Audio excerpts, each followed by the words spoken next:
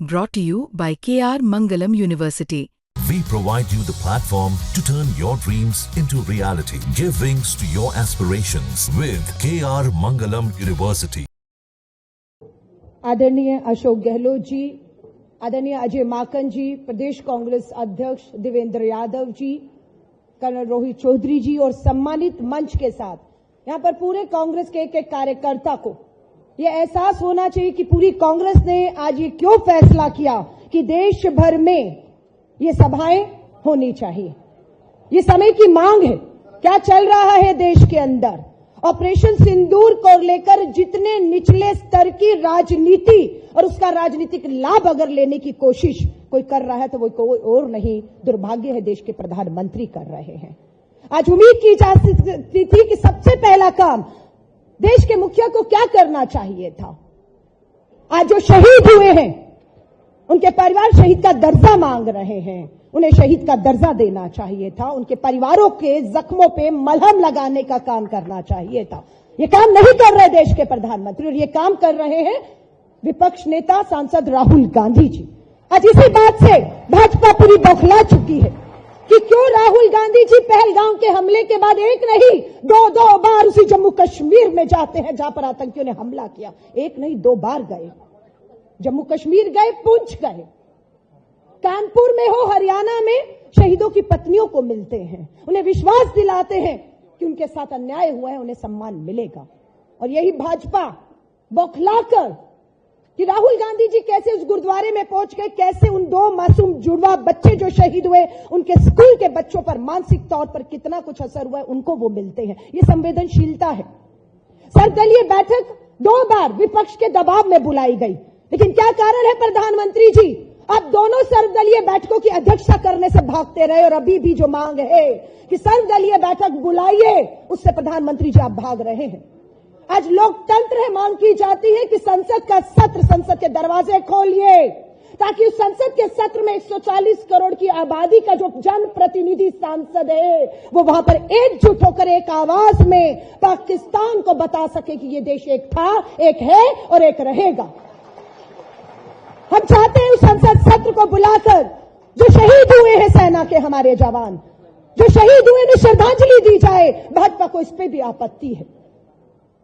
हम सेना का कंधा और पीठ थपथपाना चाहते हैं क्योंकि इसी सेना ने ऑपरेशन सिंदूर में ही नहीं, आज लोग इंदिरा गांधी को याद करते हैं कि वही इंदिरा गांधी और वही पाकिस्तान था और वही उसकी 90,000 की ऊपर सेना थी जिसपे हमारी सेना ने, जिसकी सेना को घुटनों पर लाने का काम किया था। आज लोग इंदिरा गांधी जी की याद करते हैं तो भाजपा में बौखलाहट पैदा हो जाती है। पार्टी की तारीफ में मैं बार बार कहती हूं, हम कार्यकर्ताओं का खून खोला, लेकिन पार्टी ने हमें बुलाकर कहा धैर्य रखिएगा, संयम रखिएगा, अपमान के घूंट पीते रहिएगा। इस समय देश को एक रहना है। क्या कर रहा था सरकार का सरकारी चैनल दूरदर्शन? हमारे राष्ट्रीय अध्यक्ष की तस्वीर को दिखाकर उन्हें गद्दार बता रहा था। क्या कर रहा था भाजपा का सोशल मीडिया? राहुल गांधी जी की तस्वीर पाकिस्तान के सेना के प्रमुख के साथ शेयर करके हमें पाकिस्तान के दोस्त और उनके समर्थक बता रहे। हम चुप रहे क्योंकि हमारी पार्टी का फैसला था सर्वदलीय बैठक में कि हम बिना किसी शर्त के, बिना किसी इफ एंड बट के हम सरकार और सेना के साथ खड़े, और हम खड़े रहे। लेकिन कल देश के प्रधानमंत्री गुजरात जाते हैं, गुजरात पटा होता है ऑपरेशन सिंदूर और सेना की वर्दी में देश का परिधान मंत्री। अरे ये सेना की वर्दी, माफी चाहूंगी प्रधानमंत्री जी, कोई फैंसी ड्रेस कंपटीशन नहीं है कि आपने वर्दी खरीदी, पहन ली और सलाम दिया तो आपका दिल, आपका जिगरा उस फौजी की तरह हो जाएगा। रेल की टिकट तक के अपने विज्ञापनों को नहीं बख्शा। ये राजनीतिक नहीं है ऑपरेशन सिंदूर की तो क्या है, हम पूछना चाहते हैं। रेल की टिकट में भी ऑपरेशन सिंदूर और अपनी तस्वीर, अब सेना के 3 प्रमुखों की तस्वीर लगाते, आप शहीदों की तस्वीर लगाते, आप कर्नल सोफिया कुरैशी और विंग कमांडर वोमिका सिंह की तस्वीर लगाते। हम स्वागत करते।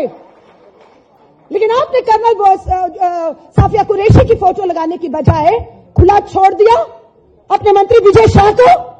क्या कहा आपके मंत्री विजय शाह ने? क्या कहा? आज बताना होगा 140 करोड़ की आबादी को प्रधानमंत्री नरेंद्र मोदी जी वो कहता है कि प्रधानमंत्री नरेंद्र मोदी जी पाकिस्तान के आतंकियों को नंगा नहीं कर सकते थे, इसलिए उसी की बहन और उन्हीं की बेटी वामिका हमारी जो है कर्नल सोफिया कुरैशी को पाकिस्तान के आतंकियों को नंगा करने के लिए आगे किया है। मध्य प्रदेश की पुलिस हिम्मत नहीं दिखा पाई एफआईआर करने की। धन्यवाद करते हैं मध्य प्रदेश हाईकोर्ट और सुप्रीम कोर्ट का, एसआईटी बिठाई, कल फैसला आएगा और देखते हैं कि कैसे वो अपने मंत्री पद से नहीं हटता है, देखेंगे हम लोग। हमारे विदेश सचिव विक्रम मिस्त्री, क्या कमी थी उनकी, क्या गलती थी? देश को, मीडिया को पल पल की खबर दे रहे थे और हमारी सेना का शौर्य साहस बता रहे थे। पता नहीं कौन सी बात इन अंधभक्तों को चुभ गई कि हमारे विदेश सचिव विक्रम मिस्त्री की बेटियों की तस्वीरें और उनके नंबर जाहिर कर दिया आपने। हरियाणा के शहीद विनय नरवाल की पत्नी हिमांशी ने इतना ही तो कहा था कि उन पाकिस्तानियों ने सोची समझी साजिश के तहत धर्म पूछ के गोली मारी है, हिंदू मुस्लिम करना चाहते हैं, तुम मत करना, यही तो कहा था। कितना अपमानित किया सोशल मीडिया पर, उसको कितना ट्रोल किया आपने। कोई कार्रवाई हुई? राष्ट्रीय महिला आयोग हरियाणा का देश का सो रहा है, ना विजय शाह पर जागड़ा। हरियाणा के रोहतक से राज्यसभा सांसद जागड़ा कहता है कि ये जो पहलगांव में गई थी, उनके पति को शहीद हो रही थी, उनमें अहिल्या बाई जैसा साहस नहीं था, जोश नहीं था, हिम्मत नहीं थी, वो कायर थी। पाकिस्तानी आतंकियों के सामने, AK-47 के सामने हाथ जोड़कर गिड़गिड़ा रही थी। शहीद की पत्नियों का अपमान करता है आपका सांसद जागड़ा, और प्रधानमंत्री मोदी जी आपके मुंह से उफ तक नहीं निकलती, कार्रवाई नहीं करते आप, अपमान कर रहे हैं आप बार बार। आपके कहने से इस्तीफा दे रहे होते तो उस तानाशाह ने इस्तीफा दे दिया होता। आज बात यह है कि वो तानाशाह अपनी इतनी उसमें आ चुका है कि वो इस्तीफा उसके लिए अब मायने ही नहीं रखता, जो संसद सत्र से मांग रहा है। आज पूरी देश की कांग्रेस सड़कों पर है। हम अब तक, जब तक युद्ध चल रहा था, हमने तय किया था राजनीति नहीं होगी, तो राजनीति नहीं हुई। लेकिन आज जब सीज फायर का आदेश देश पूछना चाहता है कि बताइए, अमेरिका के दबाव में, डोनाल्ड ट्रंप के दबाव में, ट्रेड की धमकी के नीचे झुककर आपने सीज फायर किया है या अपनी शर्तों पर किया, आज पूछना चाहता है देश। और ये लोकतंत्र के सवाल है। आज इन सभाओं का एक ही मकसद है, एक ही मकसद है, हम शहीदों को श्रद्धांजलि देंगे और शहीदों का मान सम्मान, शहीद का दर्जा। राहुल गांधी जी वादा करके आए हैं कि सरकार जब सत्र बुलाएगी तो विपक्ष के नेता के तौर पर बात रखेंगे। हम सेना के शौर्य को, सेना के शौर्य, सेना के साहस को, जैसे कर्नल रोहित चौधरी का खड़े हैं, लेकिन जो लोकतंत्र के सवाल खड़े हैं कि सीज फायर जिन शर्तों पर हुआ, वो शर्तें लोकसभा के पटल पर प्रधानमंत्री जी बताना चाहिए कि क्या आपने पाक ऑक्युपाइड कश्मीर समझौते में वापस ले लिया, क्या आपने हाफिज सईद, क्या आपने दाऊद इब्राहिम, क्या आपने वहां के आतंकी जो 4 आए थे पहलगांव, जो अभी तक नहीं मालूम है, जिंदा है ये हमें मालूम है पर कहां है नहीं मालूम है, किन शर्तों पे सीज फायर किया। यूं ही आज देश इंदिरा गांधी जी को दोबारा याद नहीं करता कि इस देश को एक बार फिर से इंदिरा गांधी की जरूरत है। हम ही से नाम मांगे गए, लिखित में राष्ट्रीय अध्यक्ष को, राहुल जी को पत्र लिखा गया, अपने सांसदों के नाम दे दीजिए, विदेशों में भेजना है।